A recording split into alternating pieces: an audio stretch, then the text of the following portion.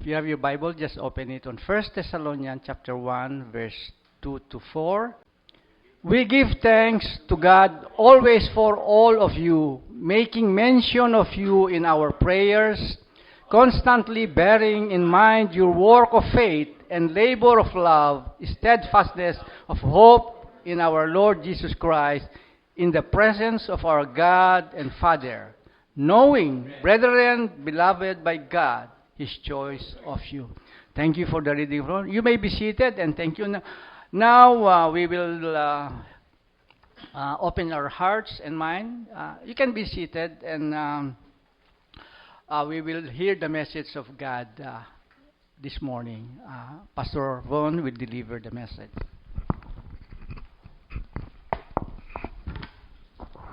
Let's pray. May the words of my mouth and the meditations of our hearts be pleasing in your sight, Lord, our rock and our Redeemer. Amen. Good morning.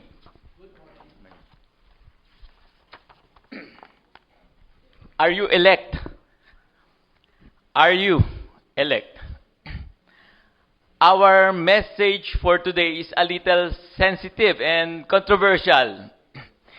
Differing views on the doctrine of election have created a huge divide among Christian denominations.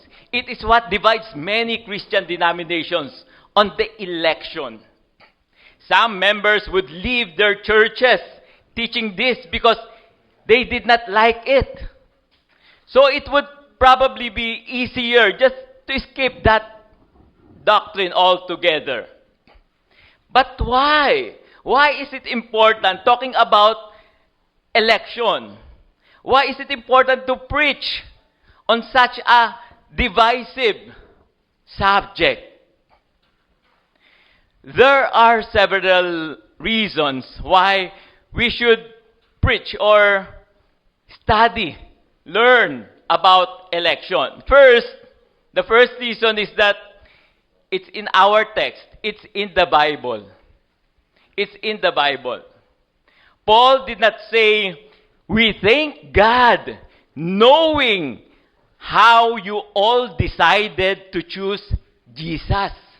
That's not what we read, but rather we give thanks to God, knowing His choice of you.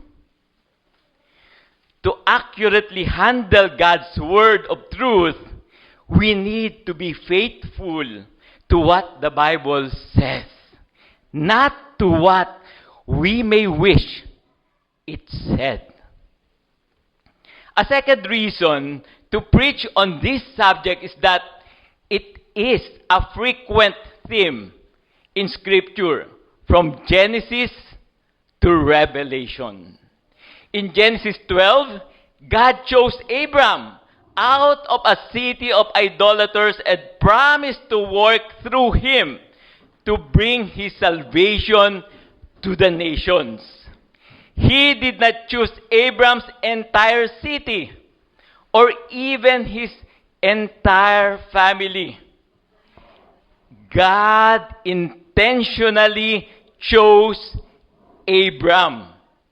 And He did not choose anyone else in Asia, Africa, Europe, and Americas. He intentionally chose Abram. Then, He refused to choose Abram's son Ishmael, and instead chose Isaac. He rejected Isaac's son Esau. Instead, chose Jacob, whom He named Israel. The theme of election can also be found in the New Testament. It often refers to believers as God's elect. We believers are called God's elect, or those chosen by God. There are as many as 50 verses in the Bible talking about election. So we cannot just skip such an important biblical theme: election, choice, predestination. A third reason why we have to give this doctrine a serious thought is that Paul states in 2 Timothy 3:16 to 17 that all Scripture, we said we can read all these things from the Scripture, and all the Scripture is inspired by God and profitable for teaching, for reproof, for correction, for training in righteousness, so that man of God may be adequate, equipped for every good work. Paul even repeats in his teaching on election in 2 Thessalonians 2:13 when he says, "But we should always give thanks to God for you, brethren, beloved by God, because God has chosen you from the beginning for salvation through sanctification by the Spirit and faith in the truth." God has chosen you from the beginning. So if you are struggling with this doctrine, or just skip thinking about it because it is difficult, simply pray to God that He will give us understanding and a teachable heart, because all these things are found in the Scripture. And because election is a mystery that is hidden in the secret counsel of God, that is a mystery. So if that is a mystery, how can we then know? How can we know if we are elect? How can you know if you are elect? Paul's assurance that God had chosen the Thessalonians rested on what he observed about their faith and their changed lives. And so, you can know that you are elect if God has changed your life through the gospel that you received. As a result of preaching the gospel, Paul saw that these people had received the word in spite of much tribulation. They had become imitators of Paul and of the Lord. Their faith in God was evident by their work, by their good works, as we can see from our text. So he was confident that God had chosen them for salvation, because it comes out from their work.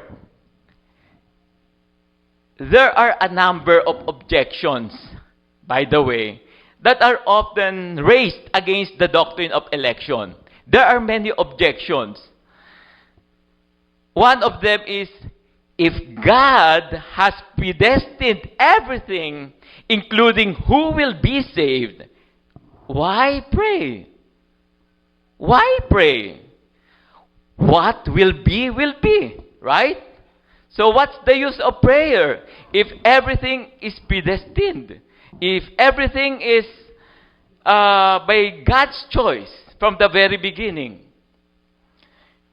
First, election does not make prayer useless or unnecessary, but rather encourages it, because salvation is God's doing.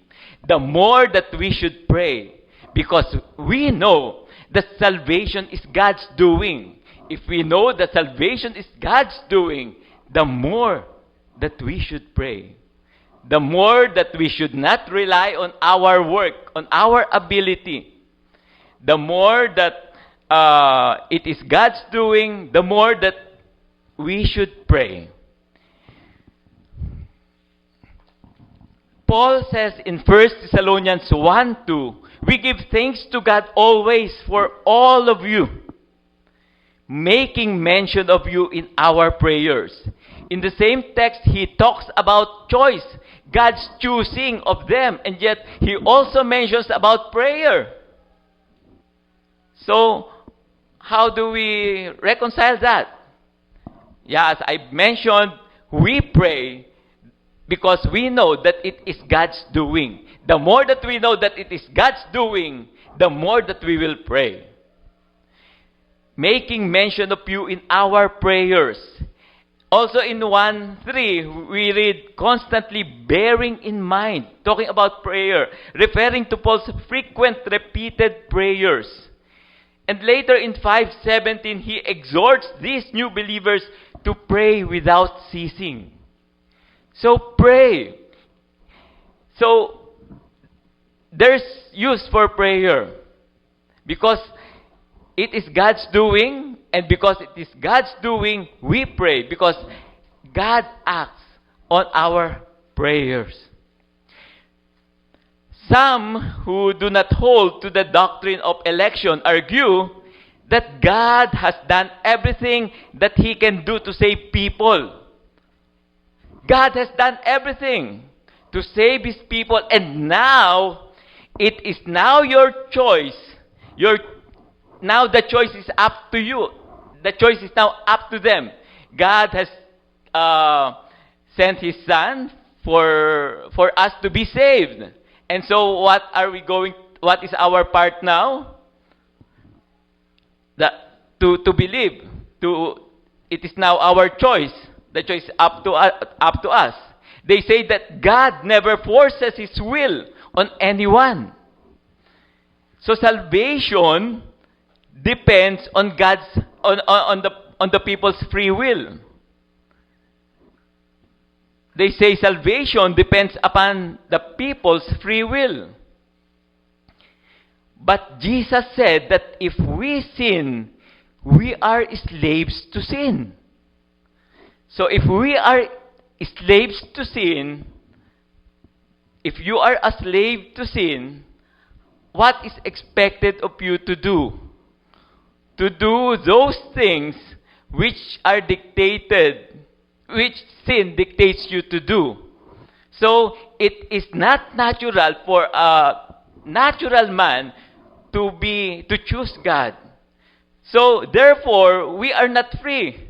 If we are slaves to sin, you are subjected to sin and you are following the flesh. And therefore, we are not free. If salvation, therefore, depended on free will, then you should not waste your time praying for anyone to be saved. What's the use of prayer if it depends on the will of the man? Because God could not do anything about their decision making. Because we believe that God works in a person's salvation by our prayers, God can work in them. Besides, humans in their sinful nature could not be expected to choose God. We are all sinful. We are all sinners. In our sinful nature, we will not choose God. So there's no use. There's no sense about talking about free will.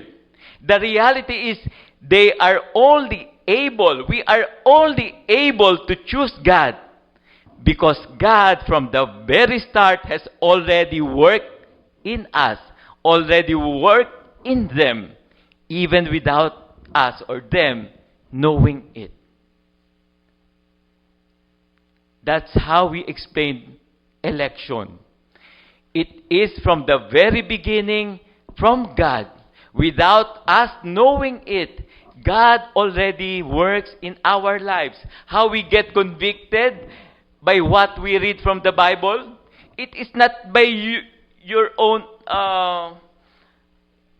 ability, your own volition. Without us knowing it, God already works in us. What led you to read the Bible? Somehow, there was a sense in you longing to read the Bible. Because if we are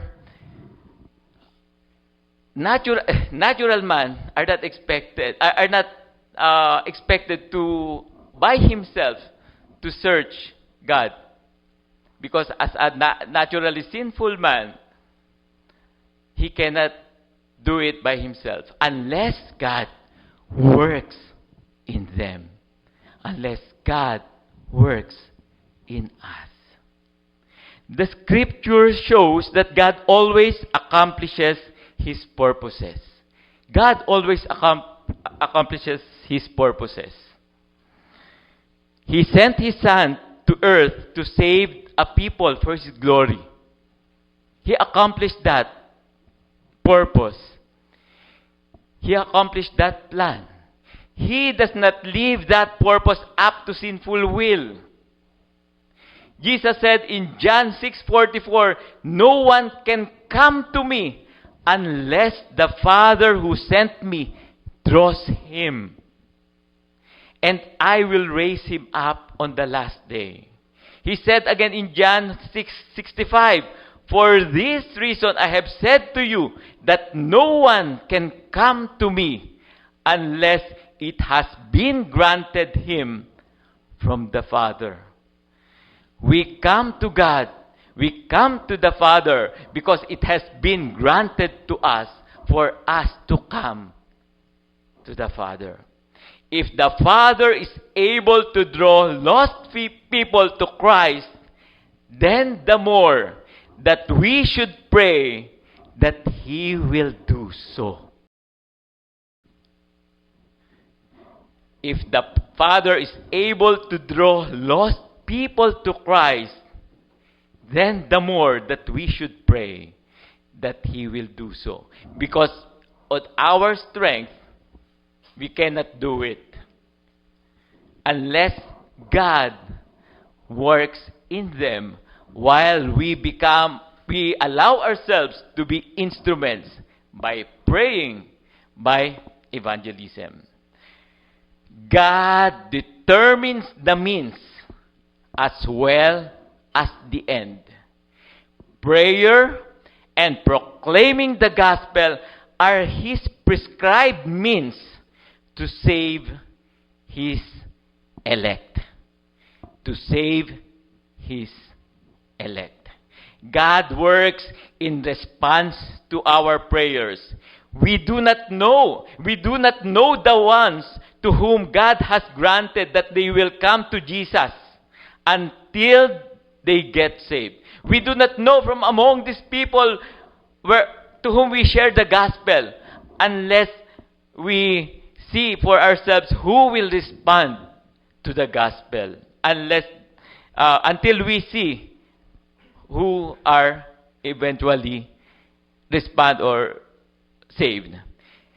None of us would even have predicted that Saul, for example, Saul, the former Paul, the persecutor of the church, was one of God's elect. Who would have expected that? Paul was God's elect. Jesus reveals Himself to Paul. Who would have thought that Paul would be saved? This leads us now to our second point. Because election is God's purpose which cannot fail, it necessarily results in changed lives. We read in 1 Thessalonians 1:3, "Constantly bearing in mind your work of faith and labor of love and steadfastness of hope in our Lord Jesus Christ, in the presence of our God and Father." Paul knew that God had chosen these people for salvation because he could see the results in their lives. What are they? Work stemming from faith, labor motivated by love, and steadfastness flowing from hope in the Lord Jesus Christ in spite of severe persecution. So their dramatically changed lives were evidence that God had chosen them for eternal life. Paul mentions 3 cardinal virtues: faith, love, and hope, which showed that the Thessalonians' faith was genuine. A changed life is evidenced by work stemming from faith in the Lord Jesus Christ. While Paul taught that we are saved by grace through faith apart from works, he also taught that genuine saving faith always results in works. He says in Ephesians 2:8-10, "For by grace you have been saved through faith, and that not of yourselves. It is the gift of God, not as a result of works, so that no one may boast. For we are His workmanship, created in Christ Jesus for good works, which God prepared beforehand, so that we would walk in them." The good works were already prepared for us to do, even from the very beginning, when we were elected, when we were predestined. Paul and James are not contradicting each other as regards works. Paul was attacking the Judaizers who thought that you must keep the Jewish law to be saved. That's what he was attacking. So he emphasized that we are saved by God's grace alone, through faith alone, in Christ alone. To attack the Judaizers who say that they should keep the Jewish law. James, meanwhile, was confronting those who claimed to have faith, but had no works to show for it. So he emphasized that genuine saving faith, or the faith that saves, produces good works. But both of them agree that we are saved by faith that necessarily works. We are saved by faith that necessarily works. By works, Paul is referring to all of the good deeds that we are called to do as believers. It includes sharing our faith, which the Thessalonians were actively doing. Also, a frequent charge against the doctrine of election is that if God has determined who will be saved, then they will be saved. If God has determined who will be saved, then they will be saved. So we do not need to share the gospel. But as already said, God determines the means along with the end. He has predestined whom He will save, but He does it through proclaiming the gospel by us. Yes, He has predestined who will be saved, but the means of how people get saved is also determined by God, and that is through prayer and sharing the gospel. As Paul said in 2 Timothy 2:10, "For this reason," it's Paul speaking, "for this reason, I endure all things for the sake of those who are chosen." He works, he evangelizes, he prays for the sake of those who are chosen, so that they also may obtain the salvation which is in Christ Jesus, and with it eternal glory. God has His elect, but Paul had to suffer and preach so that they would obtain salvation. The second point is a changed life is evidenced by labor motivated by love for the Lord Jesus and for others. Love here refers both to love for the Lord, which is our motivation, and love for others, both believers and unbelievers, which is the result. Labor motivated by love should be evident, and love for Jesus should be the primary motivation for serving Him. Third, a changed life is evidenced by steadfastness produced by hope in the Lord Jesus Christ. This is the hope of His coming that enables us to endure trials and persecutions. Why we endure trials and persecutions? Because of that hope. Even we endure trials and persecutions even with joy, because we know that Jesus is coming back to reign. That is our hope. And that hope makes us endure all that we experience here on earth. That kind of steadfast joy under trials comes only from the hope that our Lord Jesus Christ is coming again and will right every wrong and reward every good deed done in His name. So the point of verse 3 in our study passage is that if God has chosen us for salvation, it will be seen in changed lives. Faith in Christ results in work for Him. Love for Christ results in labor for Him and love for others. And hope in Christ results in steadfastness through trials and even persecution. And finally, the main reason we receive the gospel and our lives are changed is that God loved us and chose us for salvation. Why we receive the gospel and our lives are changed. Why our lives are changed?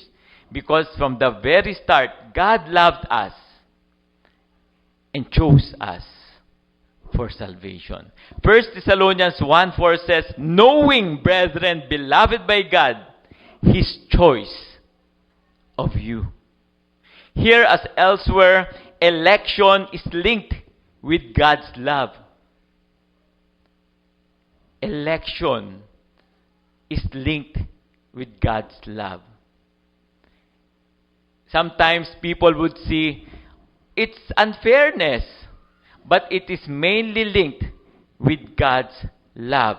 As Paul says in Ephesians 1:4-5, He chose us in Him before the foundation of the world, that we would be holy and blameless before Him. In love, He predestined us to adoption as sons through Jesus Christ to Himself, according to the kind intention of His will.